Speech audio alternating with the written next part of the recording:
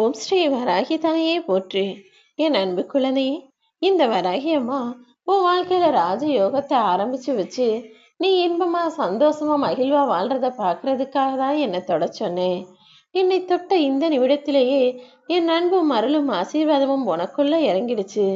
இனிமே நீ எதுக்காகவும் எதை நினைச்சும் கவலைப்படும்படி எந்த விஷயமும் உன் வாழ்க்கையில நடக்காது என் தங்கமே. மனிதனுடைய வாழ்க்கைனா அனுபவம் இருக்கணும். அனுபவம் இல்லாத வாழ்க்கையும் சந்தோஷத்தை அனுபவிக்காத வாழ்க்கையும் இருக்கணும். சந்தோஷமான நல்ல விஷயங்களை அனுபவிச்சு ரசிக்கணும். இப்படி சந்தோஷம் கஷ்டன்ற எல்லாத்தையும் எதிர்கொண்டு வாழ்ந்தால் மட்டும்தான் வாழ்க்கைங்கிறது வாழ்க்கையாக இருக்கும். நல்லது கெட்டது எல்லாம் கலந்த இந்த உலகத்துல நீதான் எதை செஞ்சாலும் நிதானமா சிந்திச்சு சிறப்பாக செயல்படணும். சிறப்பாக செயல்களை செய்வதானால் மனதிற்குள் உறுதி வேண்டும் தானே. எப்பவுமே மனசுல உறுதியோடும் நெஞ்சில வைராகியத்தோடும் எந்த காரியத்தை செஞ்சாலும் அது சரியானதாக சிறப்பானதாக இருக்கும். அடுத்தவருக்கு விட்டு கொடுக்கும் போது கூட மனநிறைவோடு விட்டு கொடுத்தீனா அதுதான் உனக்கு பலனை தரும். அதை விட்டுட்டு வேண்டா வெறுப்பா ஏன் இவங்களுக்காக நம்ம செய்யணுமான்னு யோசிச்சுக்கிட்டே செஞ்சா அதில் எந்த பலனும் இருக்காது தானே. ஒரு மனிதரிடம் மீது நீ அன்பு கொள்கிறாயோ இல்லையோ, ஆனா அவங்களுக்கு எது தேவை எது தேவையில்லை, அவங்கள்ட்ட நம்ம எந்த அளவுக்கு பேச்சு வச்சுக்கலாம் எந்த அளவுக்கு பேச்ச குறைச்சிக்கலான்ற புரிதல் இருந்தா உனக்கும் அவர்களுக்கும் இடையேயான நட்பும் உறவும் நீண்ட காலமாக நிலைச்சிருக்கும். புரிதல் இல்லாத மனிதர்களுக்கு புதையலே கிடைச்சாலும் அவங்க சண்டை போட்டோ அல்லது பிரச்சனை பண்ணியோ அந்த புதையலை வீணானதாக விட்டு விடுவார்கள். பல குடும்பங்கள்ல இப்படிதான். நான் அற்புதமான பொக்கிஷங்களை போன்ற பிள்ளைகளை கொடுத்திருந்தாலும் அவங்க அதை புரிஞ்சுக்காம வீட்டுக்குள்ள சண்டை போட்டு வீண் விவாதம் வீண் பிடிவாதத்தோட பிரச்சனை பண்ணி அந்த குடும்பத்துல நிம்மதியை குலைச்சு பிள்ளைகளுக்கும் கஷ்டத்தை கொடுத்து வாழ்க்கையை துன்பம் நிறைந்ததாக வாழ்ந்துகிட்டு இருக்காங்க. புதையலோ பொக்கிஷமோ அதன் அருமை பெருமை உணர்ந்தவர்களுக்கு கொடுக்கணும்ன்றத எனக்கே கூட பாடமாக பல மனிதர்கள் கத்து கொடுத்துட்டாங்க. எப்பவுமே உன் கூட இருக்கிறவங்கள நீ கொஞ்சம் நம்பலாம். சில பேர் தூரமா இருந்தாலும் உன் மேல அக்கறையா இருப்பாங்க, அவங்களையும் கூட நம்பலாம். ஆனா திடீர்னு ஏதாவது ஒரு நல்லது கெட்டது விசேஷத்துக்கு வந்து பாக்குறப்ப மட்டும் ரொம்ப அன்பா பாசமா பேசிட்டு அதுக்கப்புறம் திரும்பி கூட பார்க்காம காணாம போறவங்கள முழுசா நம்பாதே என் செல்லமே.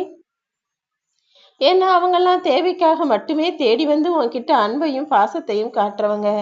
அவங்க கிட்ட பேசுறதுக்கு பதிலா தூரமா இருந்தாலும் எப்பவுமே உன் மேல அன்போடையும் பாசத்தோடையும் அக்கறையோடும் உன்னை பத்தி விசாரிக்கிற மனிதர் யாராக இருந்தாலும் அவங்கள நீ முழுசா நம்புறது உனக்கு நல்லது. ஒரு சில மனிதர்கள் எல்லாத்துலயும் குறை சொல்லிக்கிட்டே இருப்பாங்க. அப்படிப்பட்டவர்களுக்கு எதையும் ரசிக்க தெரியாது.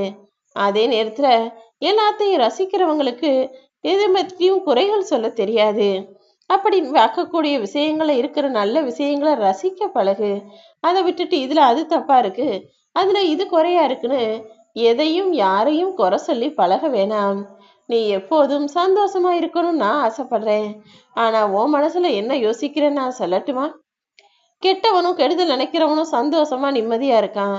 ஆனா நல்லவனாகிய நானு ரொம்ப கஷ்டப்பட்டுக்கிட்டு இருக்கேன்றது தானே உன் மனசுல ஓடிக்கிட்டு இருக்கு. ஆனா உண்மை அப்படி கிடையாது என் செல்லமே. கெட்டவங்களால நல்லவர்களாக வாழ முடியாது. ஆனா நல்லவனாகிய உன்னால கெட்டவன் போல வாழ முடியாது. அப்படி இருக்கும்போது நல்லவர்களுக்கு உரிய நன்மையும் கெட்டவர்களுக்கு உரிய தீமையும் அவங்க வாழ்நாள் முடியறதுக்குள்ளாக நிச்சயமாக கிடைச்சே தீரும். உனக்கான நல்லதையும் நீ சந்தோஷமா வாழ்றதுக்கான நல்ல விஷயங்களையும் இந்த வராகியம்மா நான் நடத்தி கொடுக்குறேன். நீ கவலைப்படாத. இப்போ என்ன, உனக்கு தேவைக்கேற்ற வருமானம் இல்ல, செலவு நிறைய இருக்குதே தவிர வருமானம் அதுக்கு ஏத்த மாதிரி இல்லையே. கடன் வாங்கினா சமாளிக்க முடியுமா? என்ன செய்வோம்? யார் நமக்கு கடன் கொடுப்பாங்க? பிரச்சனைகளை எப்படி சமாளிக்க போறோன்னு பலவித குழப்பத்தோட உன்னையே நீ பலவீனமான ஆளாக உணர்கிறாயா? எல்லாம் சரியாகும்னு என்ன நம்பு. கூடிய சீக்கிரம் உன்னுடைய வரவு அதிகரிக்கவும் செலவுகள் குறைந்து உன்னுடைய சந்தோஷத்தை நீ நிம்மதியாக அனுபவிக்கவுமான வழிகளை இந்த வராகி தாய் நான் காட்டுறேன். யாரை பத்தியும் எதை பத்தியும் அளவுக்கு அதிகமா தெரிஞ்சுக்கணும்னு நினைக்காத. ஏன்னா அடுத்தவர்களை பத்தி முழுவதுமா நீ தெரிஞ்சுக்கிட்டீன்னா அவங்க மேல இருக்கிற பாசமும் அன்பும் எல்லாமே போயிடும். எப்போதும் ஒருவரை உனக்கு எந்த அளவுக்கு தெரியுதோ அந்த அளவுக்கு மட்டுமே புரிஞ்சு வச்சுக்கிட்டா போதும். அவர்களுடைய வாழ்க்கையின் உள்ளுக்குள்ள போய் நடக்கிறதையும் அவங்க குணத்தையும் முழுவதுமாக தெரிஞ்சுக்கிட்டு அப்புறம் அவங்க கூட பழகணுமேனு வேண்டா வெறுப்பாக பழக வேண்டாம். எப்போதும் உன்னை நேசிப்பவர்களுக்கு நீ மகிழ்ச்சியா இரு. உன்னை வெறுப்பவர்களுக்கு நீ தண்டனை தரக்கூடிய ஆளாயிரு.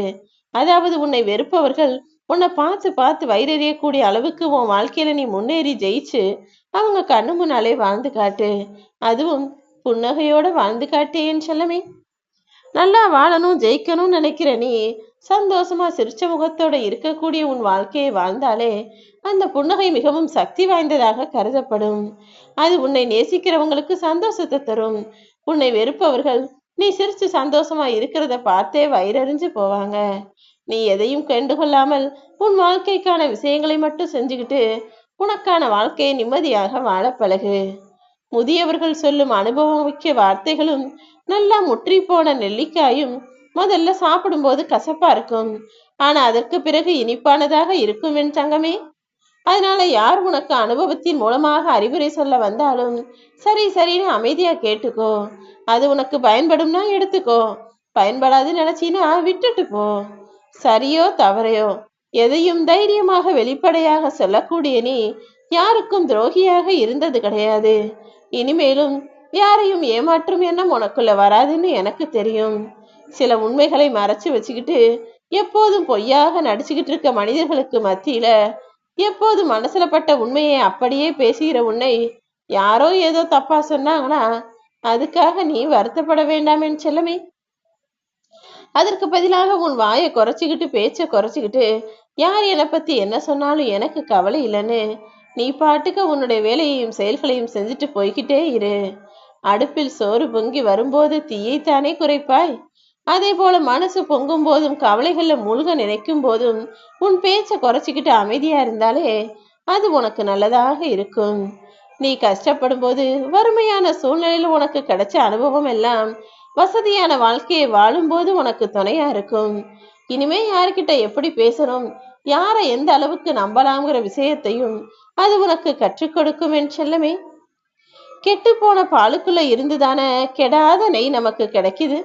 அதே போல அழிந்து போகும் உடலுக்குள்ள அழியாத பல நல்ல குணங்களும் இருக்குன்னு எனக்கு தெரியும். ஓ மனசு என்னன்றதும் நீ என்ன யோசிப்ப எதை எப்படி செய்வன்றதும் எல்லாம் எனக்கு தெரியும். இந்த வராகியம்மா நிச்சயமாக உன்னுடைய நல்ல குணத்துக்காகவே உன் கூடவே இருந்து உன்னை காப்பாத்துவேன். எந்த முடிவை எடுத்தாலும் அதை சரியானதாக உறுதியானதாக வச்சுக்கோ. முடிவு பிடிவாதமாக இருந்து தேவையில்லாமல் சில மனிதர்களின் நட்புகளையும் உறவுகளையும் இழந்து விட வேண்டாம்.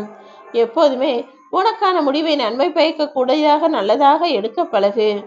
உன்னுடைய முடிவில் நீ உறுதியாக இருக்கும்போது யார் என்ன சொன்னாலும் அதை பத்தி கவலைப்படாம நீ அதை சிறப்பாக செயல்படுத்தி விடு. வாழ்க்கைனா கொஞ்சம் கஷ்டமா தான் இருக்கும், ஆனா கஷ்டமா இருந்தாலும் அது ஒரு நாளைக்கு உனக்கு இஷ்டமானதாக மாறும் என நம்பிக்கையோட உன் வாழ்க்கையை வாழ பழகு. இந்த ஊரையும் நம்ப வேணாம், உனக்கு இருக்கிற உறவுகளையும் நம்ப வேணாம். நீ எப்போதும் உன்னை மட்டும் நம்பினாலே உன் வாழ்க்கை நிச்சயமாக உயரும். நாம எப்படி வாழணும்னு அடுத்தவங்க சொல்லக்கூடாதுன்றதுல நீ உறுதியாக இரு. ஏன்னா உன் வாழ்க்கையை எப்படி வாழ வேண்டும் என்பதை நீதான் முடிவெடுக்க வேண்டும் என் செல்லமே. அவங்க சொல்றாங்க இவங்க சொல்றாங்கன்னு அடுத்தவங்க இஷ்டத்துக்கு உன் வாழ்க்கையை வாழாத. உன் மனசுக்கு தோன்றது போல நீ நினைச்சது போல உன் காரியங்களையும் வாழ்க்கையையும் சிறப்பாக அமைச்சுக்கிட்டு வாழ பழகு.